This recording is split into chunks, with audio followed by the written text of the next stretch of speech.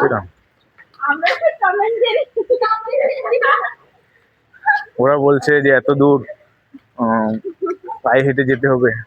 কি করবো, এখনো মনে যে আপনাদেরকে গাড়ির যে দুটা আছে সেটার এখনো মানে সেটা এখনো সার্ভিস শুরু করা হয়নি, যার জন্য মানে ট্র্যাকটা তৈরি করা হচ্ছে। রাস্তা যেটা এই যে আপনারা দেখতে পাচ্ছেন, এখান দিয়েই দুটা গাড়ি প্যাসেঞ্জারকে নিয়ে লজ পর্যন্ত পৌঁছিয়ে দেবে।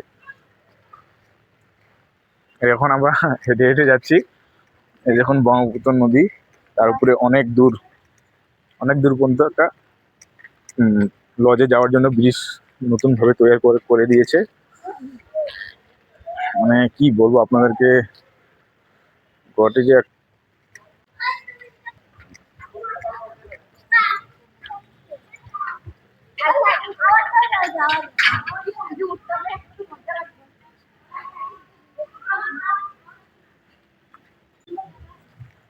এখন আমরা ব্রহ্মপুত্র নদীর মধ্যে লজ আসার জন্য ওয়েট করব।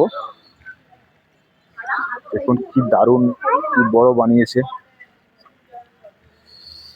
আপনাদেরকে দেখুন, এদিকে অনেক জায়গা, এদিকেও অনেক জায়গা মানুষজন বসার জন্য।